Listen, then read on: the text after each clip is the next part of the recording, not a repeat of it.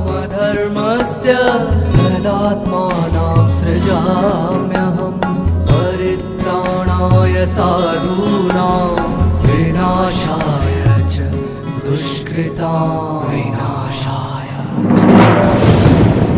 धर्म संस्थापनार्थाय संभवामि युगे युगे युगे युगे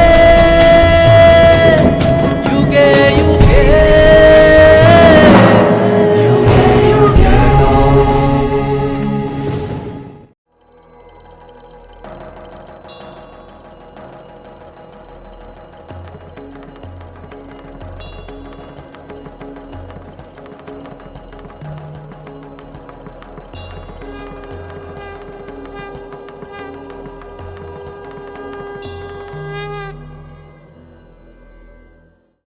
ओम शांति। श्रीमद् भगवद गीता का आज तीसरा अध्याय हम देखेंगे, जिसमें कर्म योग की गहराई को स्पष्ट किया गया है।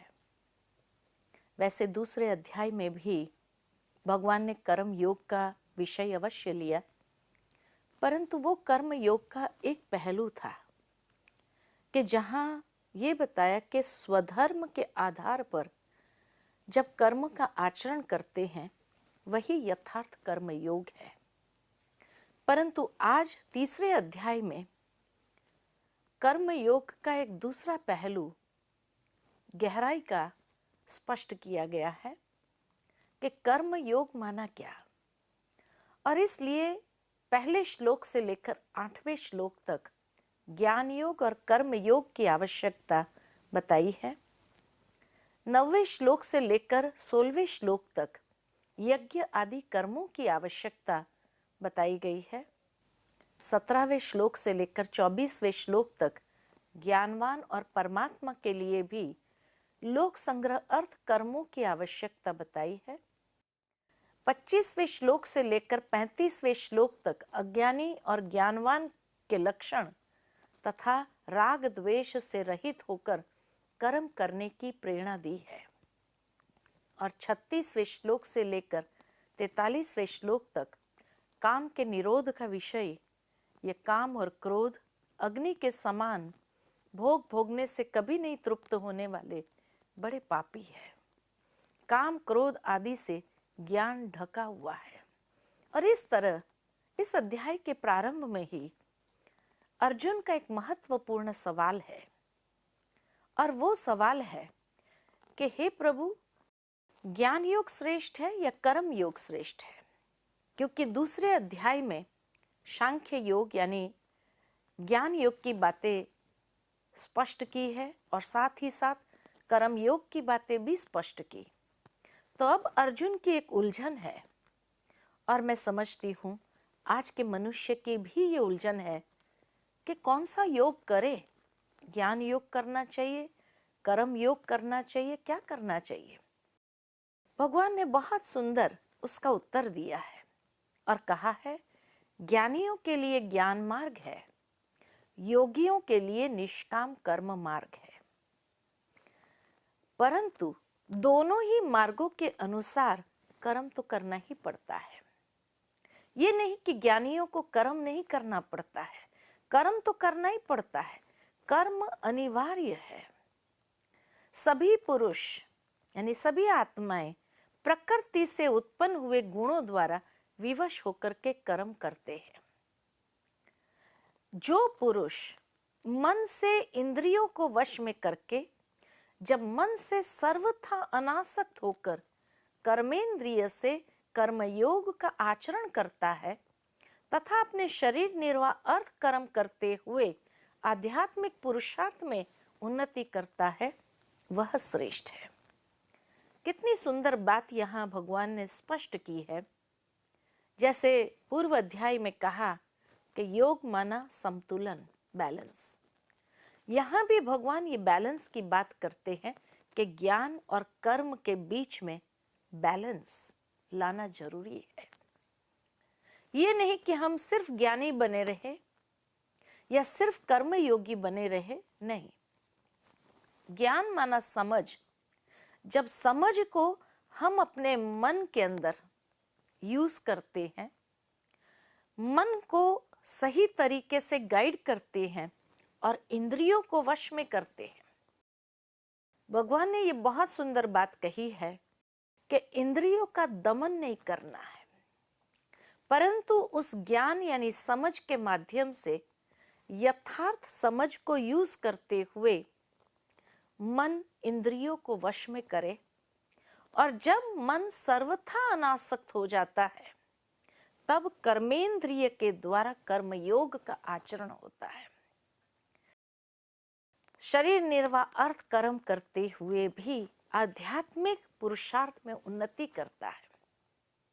यही यथार्थ है कि जहां व्यक्ति अपने जीवन के अंदर आध्यात्मिक पुरुषार्थ में उन्नति करता है, क्योंकि सिर्फ ज्ञान मार्ग को लेकर चलते हैं यानी ज्ञानी बन जाते हैं, समझ है, लेकिन उस समझ को हम अपने कर्मों में ट्रांसलेट नहीं करते हैं, तो कर्म योगी नहीं। इसलिए जब ज्ञान कर्म में ट्रांसलेट हो जाए, तब व्यक्ति आध्यात्मिक उन्नति कर सकता है। ये यथार्थ कर्म योग है। दो बातें यहां स्पष्ट हो जाती है कि ज्ञान यानी समझ के माध्यम से मन के अंदर उसको यूज करते हुए कर्मेंद्रिय को वश में करना है, और दूसरा ज्ञान समझ को कर्मों में ट्रांसलेट करते हुए, कर्म में उतारते हुए आध्यात्मिक उन्नति करना। इस तरह से जब बैलेंस को लेकर के जीवन में आगे बढ़ते हैं, तब व्यक्ति उन्नति को प्राप्त करता है। इसी का नाम है कर्मयोग या एक प्रैक्टिकल जीवन।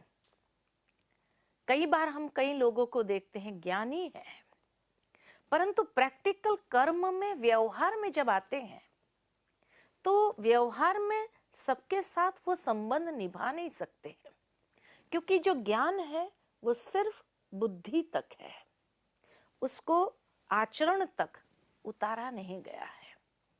इसीलिए कई लोग फिर अविश्वास उत्पन्न कर लेते, क्या ज्ञान यही है? यानी ज्ञान को जब तक कर्म में, आचरण में उतारा न जाए, तब तक यथार्थ कर्म योगी नहीं बन सकते हैं। फिर भगवान ने एक बहुत सुंदर बात कही कि कर्म योग ये मानव का सनातन कर्तव्य है। और इतनी सुंदर बात कहते हुए भगवान कहते, यज्ञ की प्रक्रिया ही कर्म है।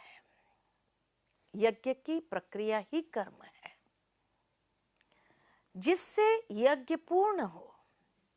इसके अतिरिक्त जो कुछ भी मनुष्य करता है, बंधन है। यज्ञ पूर्ति के लिए संग दोष से अलग रहकर कर्मों का आचरण करना है। जब ये बात सुनते हैं तो लोग सोचते हैं कि क्या इसका मतलब रोज हवन करना होगा? अगर यज्ञ की प्रक्रिया ही यथार्थ कर्म है, तो क्या रोज हवन करें? दूसरी सोचने की बात तो यह है कि अगर युद्ध का मैदान हो, अब युद्ध के मैदान में भगवान यज्ञ करने के लिए क्यों प्रेरणा देंगे? युद्ध करना है, प्रैक्टिकल बनने की बात है, तो वहां यज्ञ करने की बात क्यों आ जाती है? यज्ञ का मतलब यहां कुछ और है। यज्ञ जब भी व्यक्ति करता है तो किस लिए करता है? हमेशा देखा जाता कि जब भी संसार में, घरों में यज्ञ होता है, तो शुद्धिकरण की प्रक्रिया के लिए ही यज्ञ किया जाता है। जैसे किसी ने नया मकान लिया, नया घर लिया, घर में रहने जाने से पूर्व यज्ञ हवन करते हैं। क्यों? तो कहते हैं घर के वातावरण का शुद्धिकरण होता है। घर का शुद्धिकरण करने के बावजूद भी देखा जाता दूसरे दिन से कलह क्लेश कभी कभी आरंभ हो जाता है। तो क्यों वातावरण की शुद्धिकरण नहीं हुआ? ऐसी बात नहीं है। लेकिन यहाँ जिस यज्ञ की बात की गई है वो है एक जीवन रूपी यज्ञ। जैसे यज्ञ के अंदर 3 चीजों को स्वाहा करना होता है। जौ जो लंबे होते हैं उसको करो स्वाहा। दूसरा तिल सूक्ष्म होता है उसको करो स्वाहा। और तीसरा घी जो लिक्विड होता है उसको करो स्वाहा। न जाने कितने किलो जौ तिल घी स्वाहा हो गया होगा, परंतु फिर भी प्रैक्टिकल में देखा जाता कि जो आस्था के साथ, जो एक विश्वास के साथ या जो एक मनोकामना को लेकर के वो यज्ञ हवन किया गया है, कुछ समय के बाद पुनः वो समस्याएं, वो परिस्थितियां खड़ी हो जाती है। क्यों? वास्तव में उसका सूक्ष्म भावार्थ है कि जीवन के अंदर परिस्थितियां, समस्याएं, कलह क्लेश क्यों आता है? तो तन जो प्रतीक है, जिस प्रतीक के लिए ही हम जौ को स्वाहा करते हैं, यानी तन के द्वारा किए गए बुरे कर्म, बुरे संस्कार, उसको करो स्वाहा। जब इन बुराइयों को स्वाहा करते हैं तब तन का शुद्धिकरण होता है। दूसरा, मन के अंदर जो बुरे विचार है उन बुरे विचारों को करो स्वाहा, तो मन का शुद्धिकरण होने लगता है। और धन जो बुरे रास्ते पर बुरी आदतों के पीछे जा रहा है, वही घर के अंदर दुख शांति को ले आता है। तो उन बुरी आदतों को करो स्वाहा, तो धन का शुद्धिकरण होने लगता है। तन, मन और धन जो बुराई के मार्ग पर आगे बढ़ रहा है, उन बुराइयों को करो स्वाहा। और जब ये तीनों का शुद्धिकरण होता है, माना जीवन का शुद्धिकरण हुआ। इसीलिए भगवान ने कहा कि यज्ञ की प्रक्रिया ही कर्म है। भावार्थ कि ये जीवन रूपी यज्ञ के शुद्धिकरण की प्रक्रिया में जो कर्म हम कर रहे हैं वो यथार्थ कर्म है, जिससे जीवन रूपी यज्ञ संपूर्ण होता है। इसके अतिरिक्त मनुष्य जो कुछ भी करते हैं वो बंधन में बांधने जैसा हो जाता है। और विशेष एक सावधानी देते हैं कि यज्ञ पूर्ति के लिए संग दोष से अलग रहकर कर्मों का आचरण करो। बार बार गीता में ये बात आई है, संग दोष। संग एक दोष है। अक्सर अब तक हम यही समझते रहे कि मनुष्य का संग यानी बुरे लोगों के साथ हम संग न करें, किनारा कर ले। कई लोग किनारा भी कर लेते हैं, लेकिन आज मनुष्य का सबसे बड़ा संगी साथी अगर है तो टेक्नोलॉजी है। मोबाइल सबसे बड़ा संग है। और उस संग के प्रभाव में जब आ जाता है, उसकी अधीनता में आ जाता है, तो कभी कभी व्यक्ति को यह भी समझ में नहीं आता है कि उस मोबाइल के माध्यम से जब वो सारी दुनिया से जुड़ जाता है तो कहां कहां भटक जाता है, कौन सी राहों में भटक जाता है और जीवन का अशुद्धिकरण हो जाता है। जीवन ही अशुद्ध हो जाता है। आज माँ बाप को पता भी नहीं चलता है। पहले के जमाने में जब व्यक्ति फ्रेंड्स के रूप में दोस्त होते थे, संग में आते थे, तो जब माँ बाप देखते थे कि ये व्यक्ति के संग में जा रहा है तो बच्चे को रोकने का प्रयास भी करते थे कि बेटा ये संग ठीक नहीं है, इस व्यक्ति के संग में तुम आगे नहीं बढ़ो। लेकिन आजकल मोबाइल के अंदर वो बच्चा कहाँ कहाँ घूम रहा है, कहाँ अपनी राहें भटक रहा है, पता भी नहीं चलता है। और जब पता ही नहीं चलता है, कितने प्रकार की अशुद्धियां आ जाती है जीवन के अंदर। इसलिए भगवान कहते यज्ञ पूर्ति के लिए, यानी जीवन के जो पूर्ति करनी है हमें, जो जीवन के अंदर मिसिंग गैप्स है, उसकी पूर्ति के लिए संग दोष से अलग रह करके कर्म का आचरण करना है, श्रेष्ठ कर्म का आचरण करना है। फिर भगवान कहते हैं प्रजापिता ब्रह्मा ने कल्प के आदि में यज्ञ सहित प्रजा को रच कर कहा कि इस यज्ञ के द्वारा तुम वृद्धि को प्राप्त करो। आशीर्वाद जैसे दे दिया, ये यज्ञ जिसमें तुम लोगों का अनिष्ट न हो, विनाश रहित इष्ट संबंधी कामना की पूर्ति करेगा। इस यज्ञ के द्वारा देवताओं की उन्नति करो, अर्थात दैवी संस्कारों की वृद्धि करो। देवताओं में क्या होता है? दिव्य संस्कार होता है। जब हम भी अपने अंदर वो दिव्य संस्कारों को जागृत करते हैं तो जीवन के अंदर आगे बढ़ने लगते हैं। वे दैवी संस्कार, वे देवता तुम लोगों की उन्नति करेंगे और आराध्य संबंधी भोगों को उपलब्ध कर देंगे। कितनी सुंदर बात कही है यहाँ पर। जीवन रूपी यज्ञ के शुद्धिकरण के लिए दैवी संस्कारों की वृद्धि करना आवश्यक है। आज की दुनिया में संस्कार कैसे दिए जाते? तो पहले के जमाने में जब परिवार इकट्ठा रहता था, दादा दादी, माता पिता, बच्चे सब इकट्ठे, पोते सब इकट्ठे होते थे एक ही फैमिली के अंदर, तो संस्कार कैसे दिए जाते थे? शाम का समय होता था और दादा अपने पोते की अंगुली पकड़ करके उसको घुमाने ले जाते थे। और घुमाने कहाँ ले जाते थे? मंदिर तक ले जाते थे। और मंदिर ले जाकर के दादा ने हाथ जोड़ करके प्रणाम किया। ये देख करके पोता भी हाथ जोड़ के प्रणाम करता है। अगर दादा ने साष्टांग प्रणाम किया तो पोता भी साष्टांग प्रणाम करता था। और उसके बाद दादा ने अपनी जेब से 1 रुपया निकाल करके दान पेटी में डाला।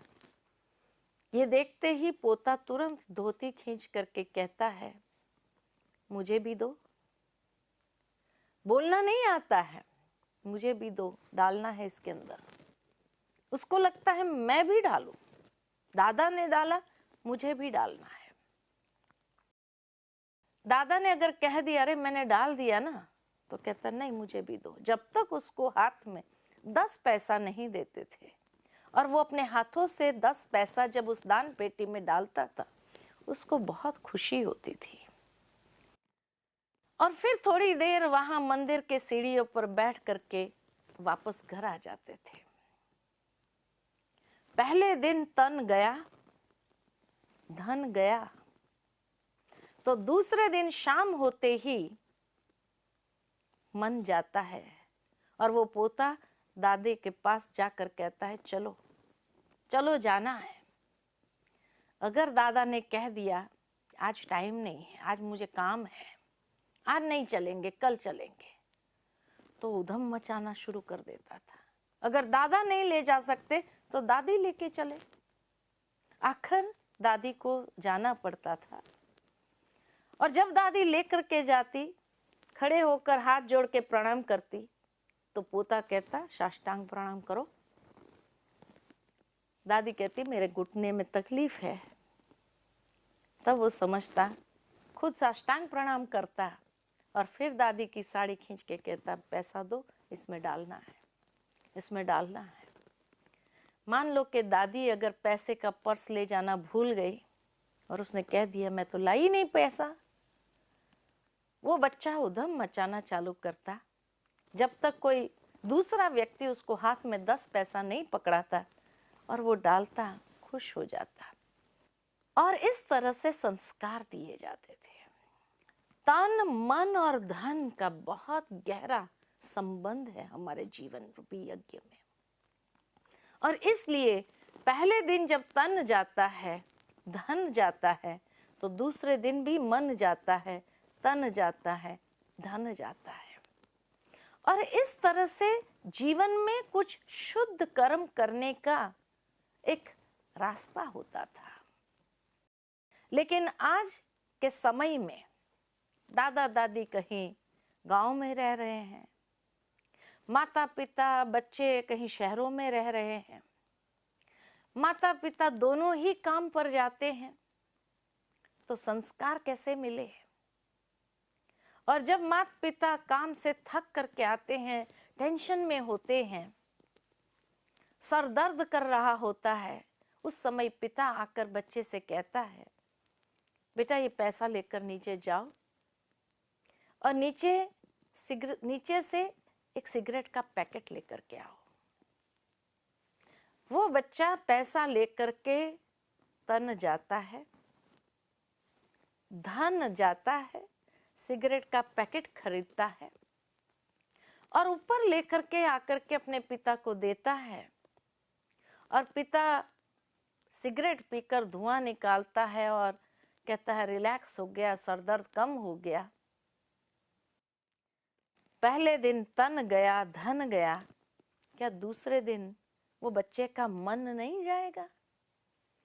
क्या आज मेरा भी सर दर्द है, पढ़ाई करके टेंशन हो रहा है, मैं भी धुआं निकाल करके देखूं कैसे होता है?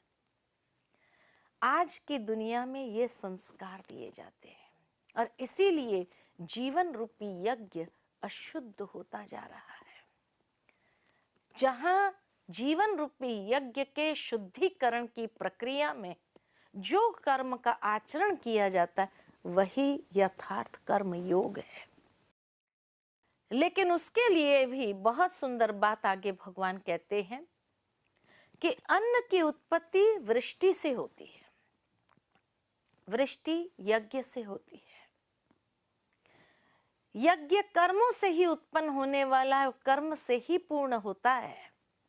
कर्म वेदों से उत्पन्न होता है, वेद अविनाशी परमात्मा ज्ञान सागर से प्राप्त होता है। अब सोचने की बात है कि युद्ध का मैदान है और वहां खेती बाड़ी की बातें भगवान क्यों करेगा? कि अन्न की उत्पत्ति करने के लिए वृष्टि चाहिए और वृष्टि अगर न हो तो यज्ञ करना पड़ता है। आज इसीलिए जब भी कहीं बारिश नहीं आई तो लोग यज्ञ प्रारंभ कर देते हैं कि गीता में लिखा है। युद्ध के मैदान में खेती बाड़ी की बातें क्यों सिखाएंगे भगवान? और वो कर्म के लिए वेदों की जरूरत है। इसीलिए वहां खेतों में जब यज्ञ करते हैं चारों ओर वेद उपनिषद पुराण रख देते हैं। क्या भगवान इतने ग्रॉस लेवल पर बात करेंगे? नहीं, भगवान का ज्ञान इतना सूक्ष्म स्तर का है और इसीलिए कहा कि अन्न की उत्पत्ति वृष्टि से होती है, वृष्टि यज्ञ से होती है। अन्न का मतलब है यहाँ कि मन के अंदर जो शुद्ध विचारों का भोजन चाहिए, जो अन्न चाहिए, वो तभी प्राप्त होगा जब कृपा वृष्टि हो, जब ऊपर वाले की आशीर्वाद होती है, मेहर होती है, तब मनुष्य को जीवन में ऐसे मौके मिलते हैं कि अच्छे विचार सुन सकता है। और ये जीवन में मेहर कब होगी ईश्वर की? जब जीवन रूपी यज्ञ शुद्ध होगा। जीवन रूपी यज्ञ शुद्ध तब होगा जब कर्म हमारे श्रेष्ठ होंगे और कर्म श्रेष्ठ तब होंगे जब ज्ञान प्राप्त होगा। इसीलिए परमात्मा ज्ञान सागर है, जहां से जब श्रेष्ठ ज्ञान दिव्य ज्ञान की प्राप्ति होती है तब हमारे कर्म के अंदर श्रेष्ठता आने लगती है, यथार्थ कर्म योगी बन जाते हैं। और वो श्रेष्ठ कर्म ही हमें पात्र बनाता है ईश्वर की कृपा को अनुभव करने के लिए, ईश्वर के आशीर्वाद को अनुभव करने लिए। और तब हमारे सौभाग्य खुलते हैं कि जब हमें अच्छे विचार सुनने का अवसर प्राप्त होता है। बहुत सुंदर एक बात याद आती है यहाँ पर। एक बार एक महात्मा जी थे। महात्मा जी राज्य की सीमा के बाहर अपनी एक कुटिया बना करके रह रहे थे। उस राज्य से जो भी लोग आते थे या जाते थे, स्वाभाविक है कि जब महात्मा जी को देखते थे तो हाथ जोड़ के प्रणाम करते थे। महात्मा जी की दृष्टि पड़ जाती थी तो आशीर्वाद का हाथ ऊपर कर देते थे। वो महात्मा जी बड़े सिद्ध महात्मा थे, इसलिए जो भी आते थे जाते थे, और अगर उन्हें महात्मा जी के आशीर्वाद प्राप्त हो गए तो उनकी सारी मनोकामनाएं पूर्ण हो जाती थी। जीवन में कोई तकलीफ होती थी, समाधान प्राप्त हो जाता था। किसी को कोई बीमारी होती थी, बीमारी ठीक हो जाती थी। यानी कहने का भावार्थ के लोगों की मनोकामनाएं पूर्ण होने लगी।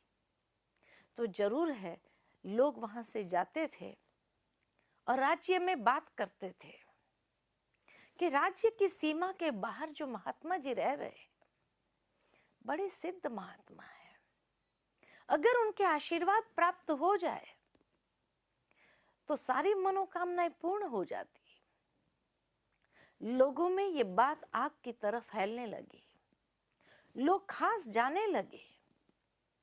और जब तक महात्मा जी समाधि में साधना में बैठे होते थे तो खड़े हो जाते थे आशीर्वाद प्राप्त करने के लिए, और जैसे उनके नैन खुलते थे हाथ जोड़ के प्रणाम करते थे, महात्मा जी अपना हाथ ऊपर कर देते थे और लोगों के वो मनोकामनाएं पूर्ण होने लगती थी। धीरे धीरे ये आवाज इतना फैलता गया कि उस राज्य के राजा के कान तक ये बात आ गई। और राजा ने जब ये बात सुनी तो उसके मन में एक लालच आई।